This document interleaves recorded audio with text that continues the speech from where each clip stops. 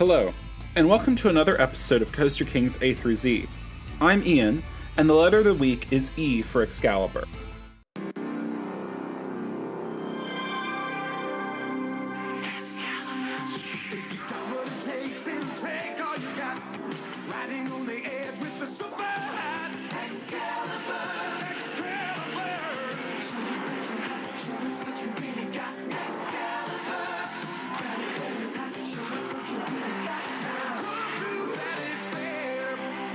Opens every day at 10 a.m.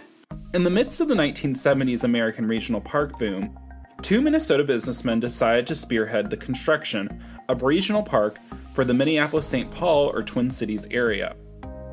Influenced by many of the projects that preceded it, but understanding that the project would have to be smaller than many of the other regional parks in America, Valleyfair decided against elaborate theming and focused on popular rides and attractions in an attractive, turn-of-the-century inspired setting. The park serves as a spiritual successor to the region's Excelsior Park, which had operated from 1925 to 1973 and included many of Excelsior Park's attractions, including the carousel. After about 2 years of construction, Valleyfair opened in 1976, with an International Amusement Devices Woody High Roller as its headline attraction. Seeking further expansion, Valleyfair found a new partner in 1978 when Ohio's Cedar Point took over operations of the park, forming Cedar Fair LP. Cedar Fair moved quickly, adding a relocated Schwarzkopf Wildcat, renamed Rails, from Cedar Point in 1979, and constructing the Aero Looper Corkscrew for the 1980 season, rounding out the park's lineup. Always a smaller park, it would be nearly a decade before the park received its next coaster. Throughout the 1970s and 80s, Cedar Point had built a strong working relationship with Aero Development, later of course renamed Aerodynamics, with the construction of several innovative steel coasters. 1969's Cedar Creek Mine Ride was the Midwest's first tubular steel coaster. 1976 Corkscrew, the world's first coaster with 3 inversions.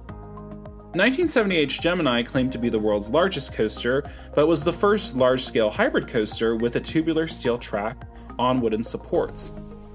And in 1987, Cedar Point debuted Iron Dragon, a large-scale suspended coaster. Pleased with their Aero purchases, Cedar Point turned to the company for their 1989 record-breaking coaster, when Japanese manufacturer Togo proved too expensive. Of course, we all know Magnum XL 200 would open as the world's tallest and fastest full-circuit coaster. But that same year, in what I imagine was a deal of some kind, Cedar Fair partnered with Aero to open an exciting new coaster for Valleyfair, Excalibur. I consider Excalibur the other Aero wooden coaster, a term Aero used to describe the hybrid Gemini in its marketing materials throughout the 70s and 80s.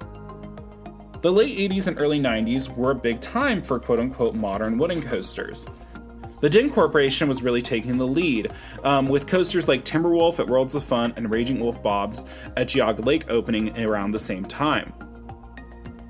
While a 100-foot tall Aero hybrid coaster doesn't seem especially marketable in hindsight, Excalibur opened as the park's tallest at 100 feet or 30.5 meters and fastest at 54.5 miles per hour or 34 kilometers per hour coaster, and a twisted wooden counterpart to the out and back high roller.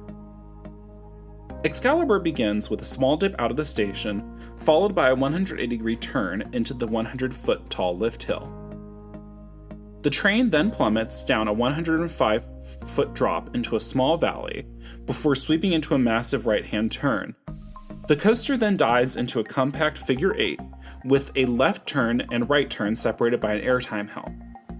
After another swooping right-hand turn, the coaster navigates another airtime hill before swooping left under the lift into the brake run. While a short ride, Excalibur is much beloved by enthusiasts for its intensity and airtime. And the original layout was actually more intense and included more airtime. The most infamous feature of the original layout was a high-speed airtime hill at the bottom of the first drop, which was quickly removed because of how intense and kind of rough that experience was, though I certainly see the inspiration in some of RMC's designs. Trim brakes were also added to the first drop, which now you kind of are part of the experience because you hear that classic Aero trim brake sound as you go down that first drop. Excalibur's future has been uncertain for what feels like 20 years. Its plot suffers from flooding, and its location tucked away in the back of the park results in lower foot traffic. And finally, 2007's GCI Renegade gave the park a true modern Twister Woody. Yet, Excalibur seems to persist, a truly unique coaster oddity that has now been loved and befuddled generations of Minnesota coaster enthusiasts.